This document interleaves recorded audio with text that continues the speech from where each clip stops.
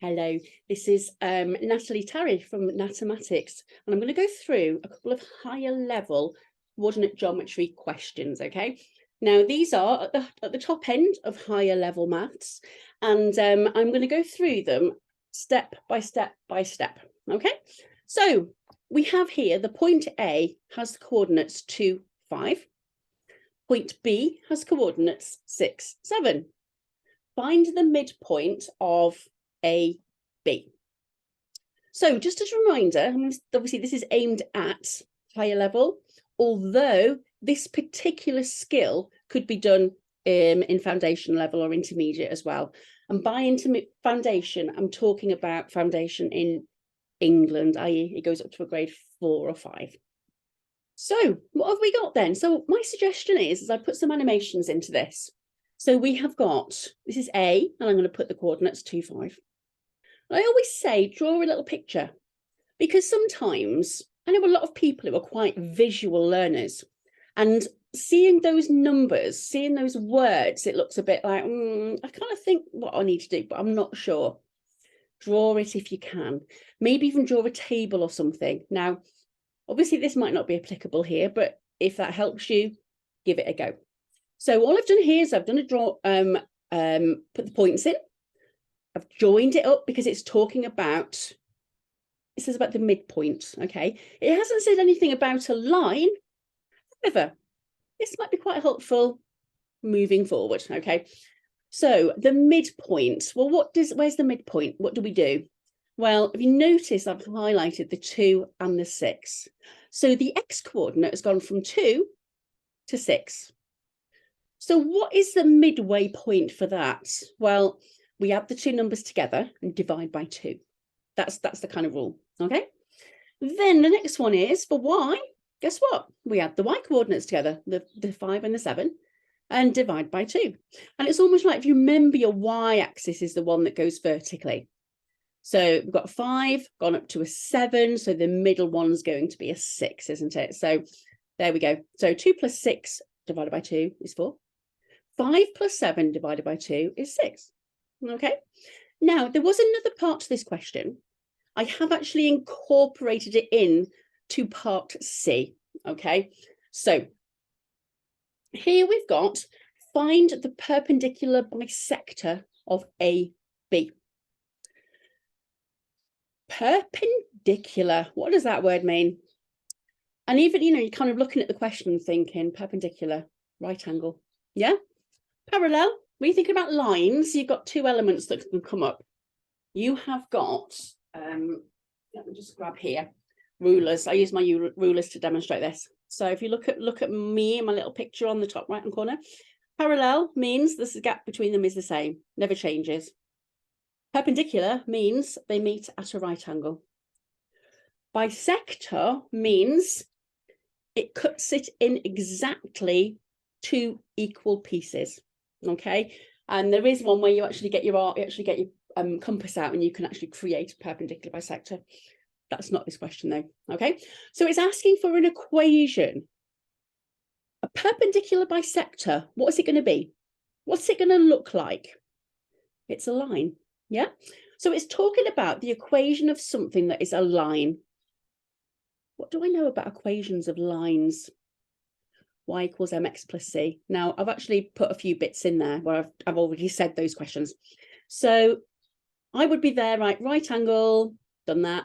Goes through the middle, which we know the midpoint is 4, 6. Conveniently worked out in the first part. And then we're going to say, well, it's y equals mx plus c.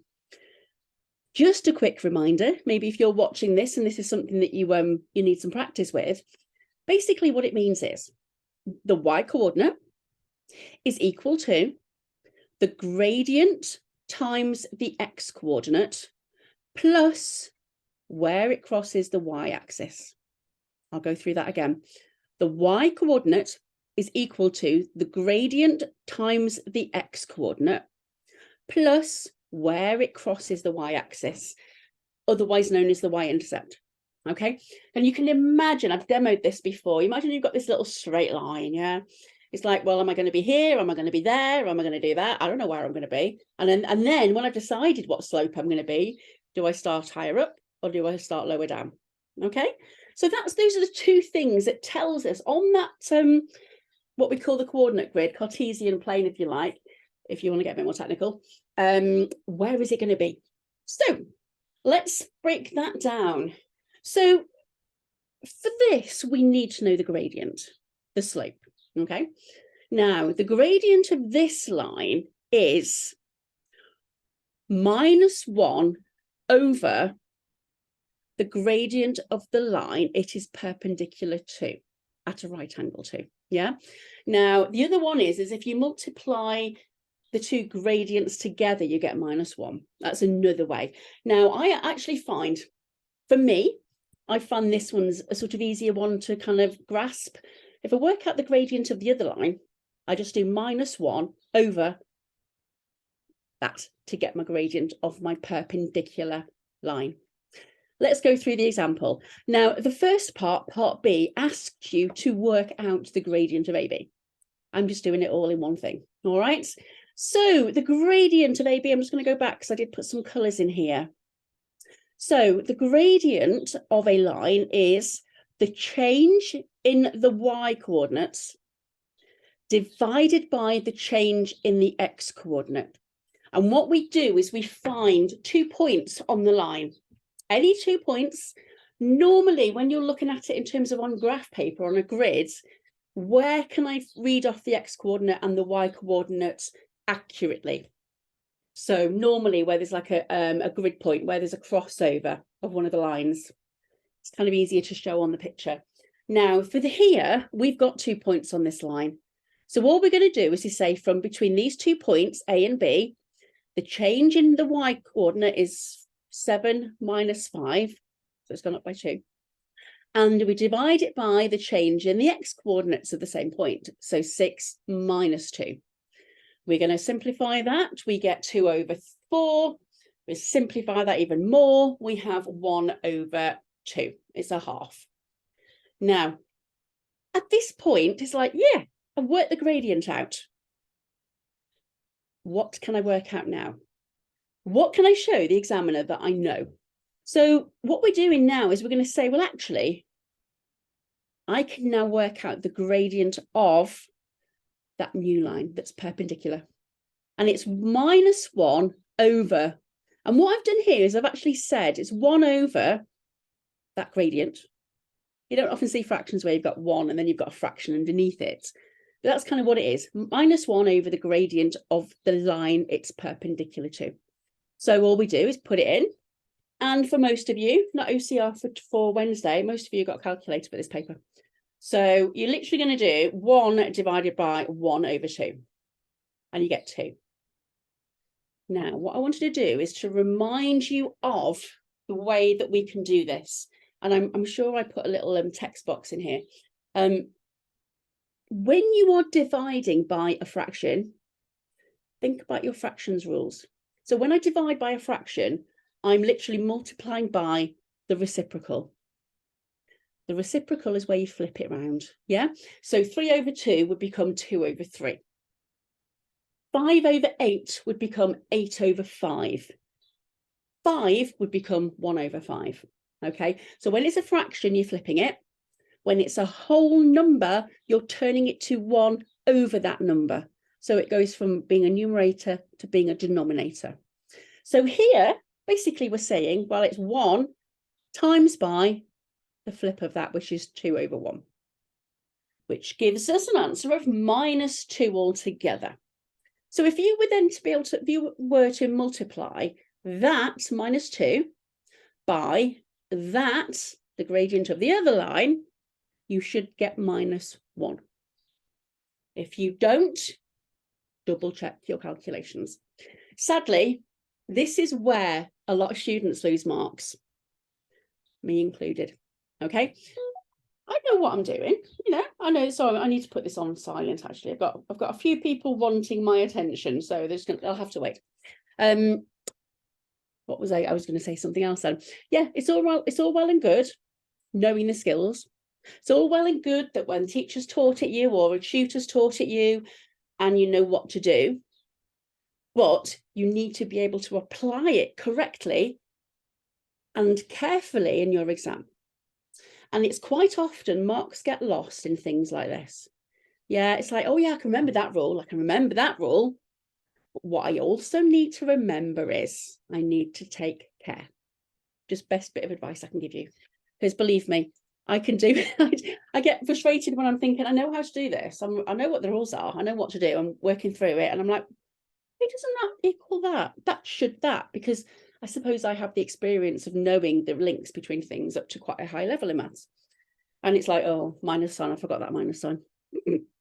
Anyway, we're human. So far we know then, oops, put that back then, that the gradient is -2. So we can pop that into the equation and we say, well, so far I know the y coordinate is equal to -2 times the x coordinate plus where it crosses the y-axis. Now, what I will say here is this c could be negative, yeah? But all we do is we add whatever that number is. So if it's -2, we add -2. When we add a negative number, it is same as subtracting. But again, if it's calculator paper, use your calculator.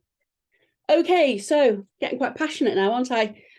So I'm just thinking about my daughter. She's actually going to be doing an exam today, bless her. So I hope she's doing all right. So yeah, my comment, I obviously put that in at a different time. So what I'm going to do now is I think moving along.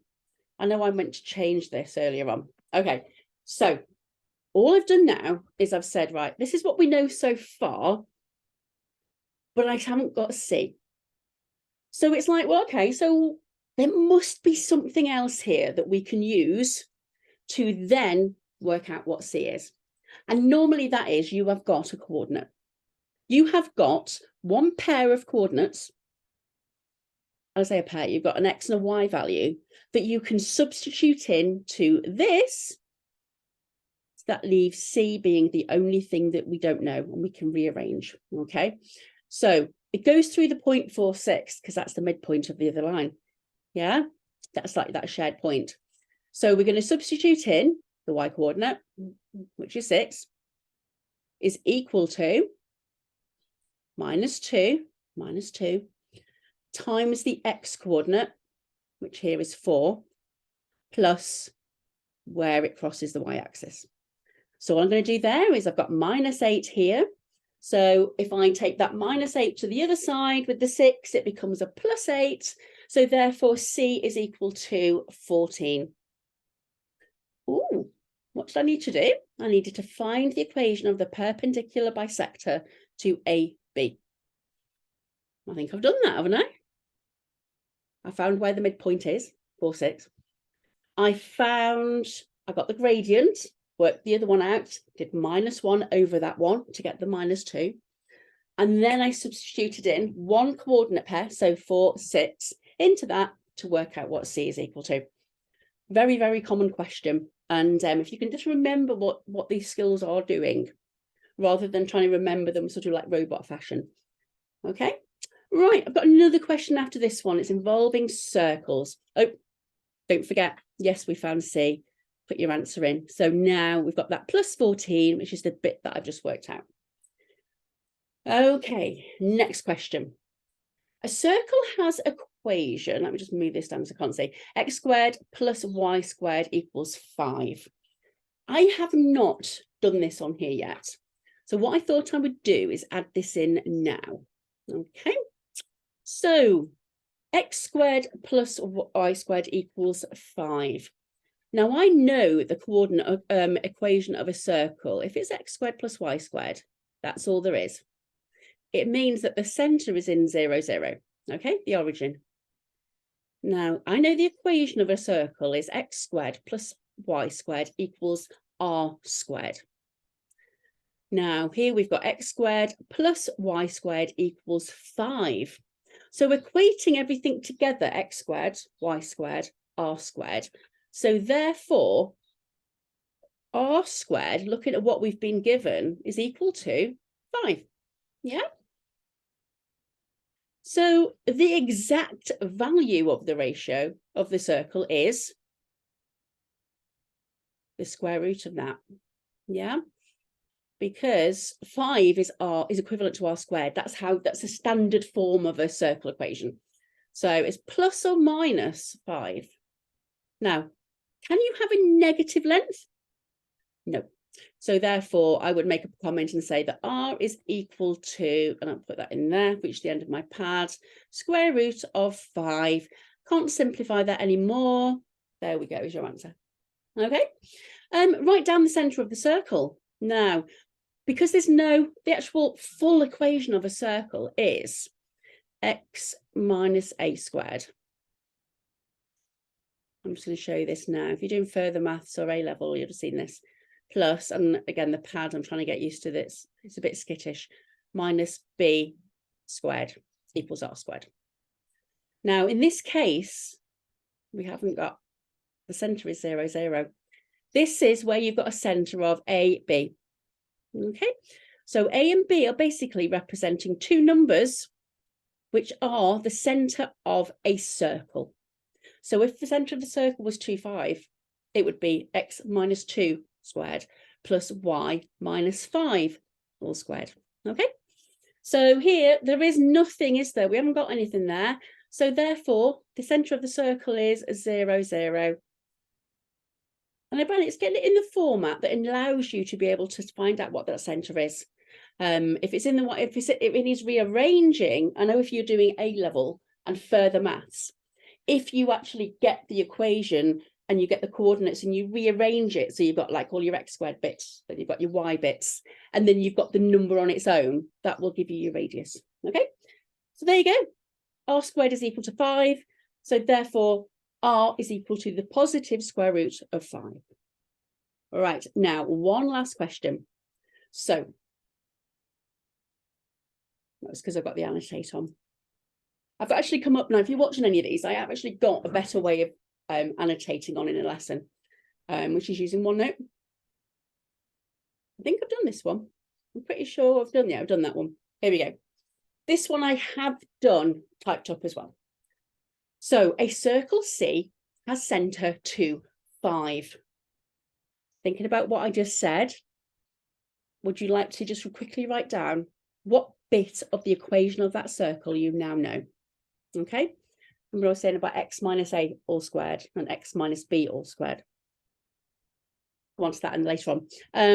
The point A, which has coordinates 11, x is 11, y equals 8, lies on the circumference of the circle. The outside, it's kind of like the outside of the shape. Find the equation of the tangent to the circle at A. So here, what do we know? Well, we know there is a circle. We know where its centre is. We know that there's a point on the outside of that circle, because really, when you've got a circle, it's just the outside. That's all you've got, really, isn't it? Plus your centre. And chords and obviously radius and diameters and stuff. And it says find the equation of the tangent to the circle at A. The tangent, what's a tangent? Straight line. Oh, what's the equation of a straight line? Y equals mx plus c. M is the gradient, c is where it crosses the y-axis. That's what I want you to do in the exam. What do I know about that? And just quickly, just write a few things down, okay? Because sometimes we can look at a question and think, oh, I don't know how to do that. Okay. Do you not know how to do any of it? Or actually, are there some things that you know? And by getting that out of your brain and onto the paper, it then allows you to kind of think, oh yeah, now I can, yeah, at least you've tried. So what I've said here is, when you draw a diagram, mentioned this on the last question, that actually seeing something visually in front of you can make a lot of difference, okay? So, because tangent, circumference and points, it's like, oh, look at it, makes it much easier for a lot of people. Okay, so we've got the x and the y axes, and I've got the origin. The origin is 0, 0. And we have a circle. What else do we know about the circle? It has a centre. All circles have centres. Where is it? It's at 2, 5. So I'm just going to pop that on there. What else do we know? Well, we know that the point A lies on the circumference of the circle. So I think I'll put that in there. There's a little dot. There we go. So it lies on the circumference. Now remember, circumference, pi times the diameter, or 2 pi r. It's like the perimeter of a circle, okay? It's got its own special word. So it's on the outside, and a tangent to it is a tangent touches the circle at one point, okay? And that point is here, 11, 8. I think I might have labelled it A. Okay, so have a quick drink. So brain dump again. Equation of tangent, straight line. What do we know about that? Y equals mx plus c. Okay, so do I know the gradient? So I'm kind of looking at it and I'm thinking, when I have the gradient, if I've got something about, if I've got like say 2 points on the line, I can work the change in y divided by the change in x. I've only got one line here, okay? I've only got 1 point, sorry. So that's not really any help. Okay. Have I been given the gradient of a line that's perpendicular to it? No. So I can't do the -1 over. Hang on a minute. Haven't we got the radius? Now, this is your way in. When I say to you to draw a diagram, remember that actually there may be some facts about this question that you haven't been told. But it's up to you to kind of think, well, what do I know about them? Yeah. So by drawing then, we've said, actually, I know that the tangent is perpendicular to the radius at the point where the tangent touches the circle. This is one of the circle theorems. Yeah. You know, you can have another one there. You might have another radius going out there. And then you have a tangent and they touch, and that makes a nice like an isosceles triangle effectively. And it's a right-angled isosceles triangle overall. But you'll see that in a different picture. I need to explain that a bit better, but don't worry too much for now. So we know it's perpendicular to the radius that touches the circumference at that point A. Okay, lovely. But what's the equation of that one? I've got 2 points, haven't I? Along this line goes from 2,5 to 11,8. So I can actually work out the change in y and change of x, can't I? And this is the example I was saying where you can look at the changes. So we've got 2 to 11. So 11 minus 2 gives 9.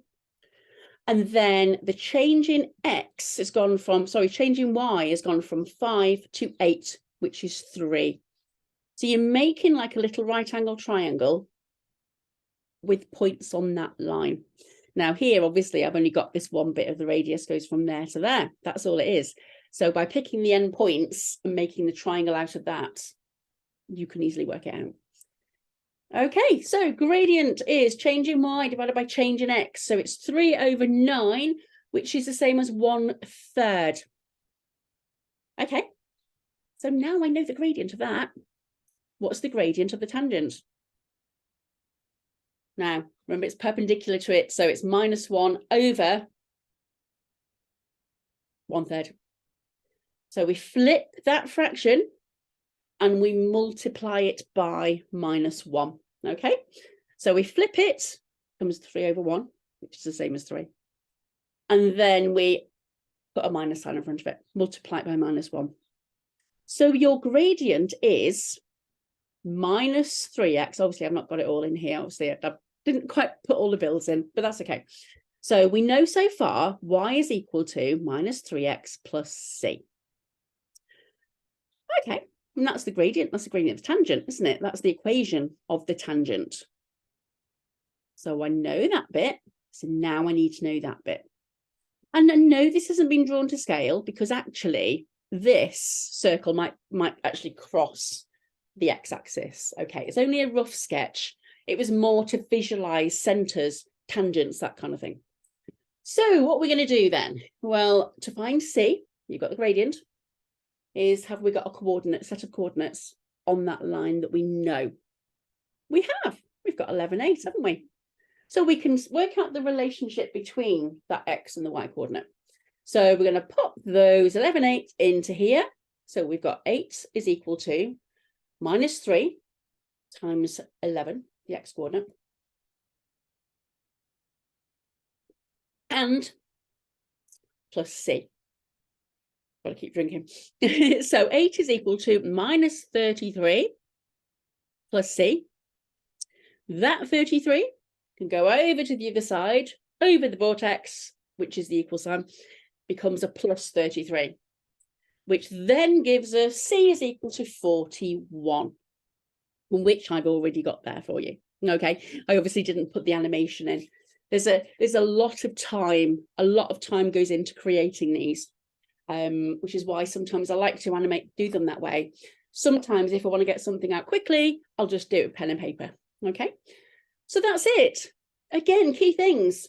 Tangent meets the circle at the radius. Sorry, a tangent meets the circle and forms a right angle at that point with the radius.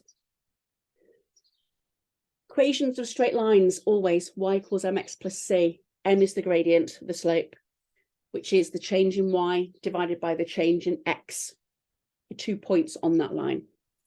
The perpendicular line to it is -1 over the first line. So you flip your gradients, multiply by -1. And there you go. Okay, so what I'd like you to do now is have a look at another question like this.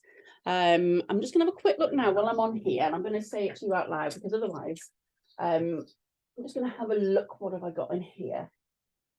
I'm just going to grab one of my higher level books. Now, I've got a couple of books I absolutely love. I've got Edexcel, grade 9. It's international GCSE, but most of the questions are all right. 8 to 9 targeted. There are a couple of topics that are on IGCSE that aren't on GCSE, but that's okay. So I'm just going to see if there is a question while I'm on that I'm going to tell you about. Let's have a look. Graphs. Have I got circle geometry, 53. Let's go on. I was going to do a video of all of these questions, actually. I think I might do, because I've got a couple of students who are aiming for, in the next couple of years, aiming for like a grade 9, basically. No, there's not one now necessarily. You see, this book is just wrecked. I spilled tea on it a couple of times. So I thought, right, I'm going to buy a couple of new books.